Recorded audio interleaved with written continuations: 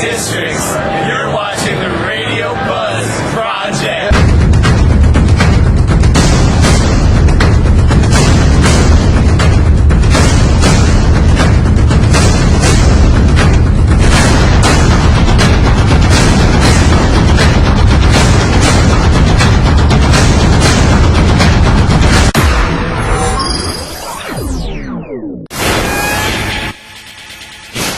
Good morning, world. Live from the studios of 91.9 FM. I'm your host, Les. And I'm your boy, Drake. And we are the Radio Buzz Project. All right. Today is a special day. It's a Friday morning. I hope all of you are well.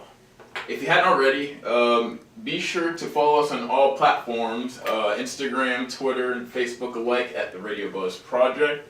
And today is a special day because we have, Brandon Roberts from Hard Fabric. Hard Fabric in the house. How you doing, What's man? up, y'all? Yeah, it's good having you here, man. Thanks. It's good to be here, man. Like, I've been wanting to be on the local radio for a while. You know, been kind of moving up in the music world. Been playing a little bit more locally, so y'all caught me at a good time. Okay, sweet. So tell us about Hard Fabric.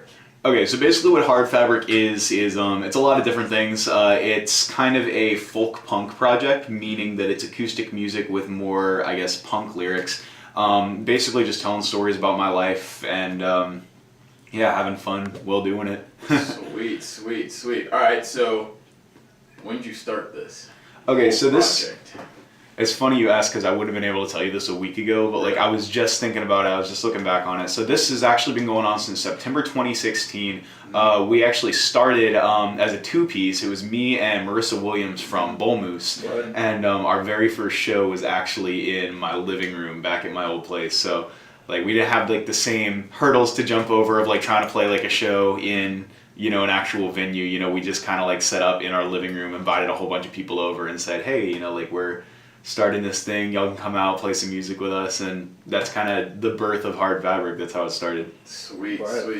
And so what would you say the hardest part about creating Hard Fabric was? The hardest part, well, I mean, I'm going to mainly say that I'm not a musician. So I'm a film major. I'm actually, you know, we're here in Sanford. I live in Sanford. But a lot of folks in the Statesboro music scene, you know, they're like classically trained, you know, they know like they know their scales, they can read sheet music more than just like, I can kind of like make it out slightly. But I'm just kind of like learning. I kind of taught myself how to play ukulele chords a couple of years ago and have been writing poetry to it, I guess, over time. So the hardest part about Hard Fabric is actually learning how to play music because I'm not that great. Well, so you play by soul and ear, right? Yeah, absolutely, yeah.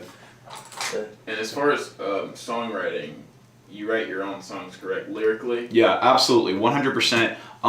Every song that Hard Fabric has put out has been my own, with the exception of one thing I like to do in some of my songs is trail off into another song. So for instance, I have a song called Spacehead. There's like a part in the song where it just kind of goes into like a David Bowie song for like 30 seconds and then goes back to the original song. That's kind of cool. Yeah, it's kind of like my own version of sampling. I guess like as close as you can get to sampling in acoustic music. But yeah, no, but everything is 100% written from the heart. So.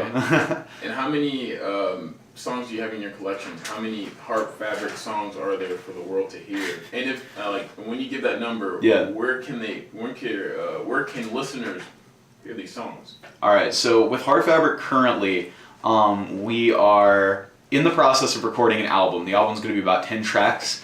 But right now, we've got 2 singles, and we put out a split with another artist called Duke of Uke. These can be found at hardfabric.bandcamp.com. Or if you look us up on Facebook or Instagram, you'll be able to find links to those as well. It's just Hard Fabric, so yeah, definitely check it out. Sweet. We are looking forward to doing that. So what can you tell us about the album?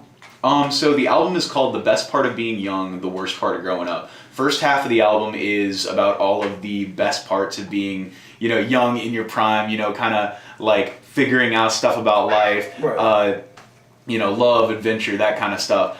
Second half of the album is about self-doubt, fear, you know, when you realize that you're growing up and, you know, you're getting older, things are getting, you know, more stressful. So it kind of has it's a double-edged sword. So that's what the album is about. So it's loosely a concept album. Okay. Okay, so yeah. it's like a play on time. That's pretty dope. So Yeah. if you could give yourself advice 2 years ago when you first started in 2016, what would those words of advice be? Thinking back now. Yeah. Okay. So if I just off the top of my head, if I had to give myself some advice, it would be don't stress if all your shows don't turn out perfect, because when I first started, man, like I would forget lyrics, I would forget chords. Dude, like the first, I want to say 10 shows or so, I didn't know how I continued to get shows. Right. Just cause like I felt like, I sucked. But no, like really it is just keeping at it. Like I know that's like really stereotypical advice, but if you keep at it and you just kind of tell yourself, well, if I mess up, it's my own music. I have the right to mess up, Right. You kind of get to the point where you get into a groove and you're no longer worried about that. You're just kind of enjoying being up there and putting your soul out there. Right. So you'd say you've definitely gotten a lot used to shows now. Oh yeah, absolutely. Do you Like still get the jitters? I mean, like not really, like not as much like at live shows. What's funny is I was more nervous about this radio show Really? than I was about any type of live performance, just because wow. this is kind of a new element for me. So We're honored. yeah. Thank you for joining us, man. Absolutely. All right, so you mentioned shows. What's your dream venue? And if you could go on tour with any artist dead or alive, who would it be? Ooh, see, Dead or Alive adds a new dynamic to it. Yeah. Have you ever thought about that question? Yeah, I mean, okay, so I thought about current artists, and so my dream venue right now is the Masquerade Okay. in Atlanta. I think So- that's doable. Yeah, no, it totally is. So it's not too far off. But yeah, like when I was first getting into, I guess, like the whole punk genre and music in general, the Masquerade is where I went to all my, all the most fun memories that I have of shows have been at the Right. Masquerade.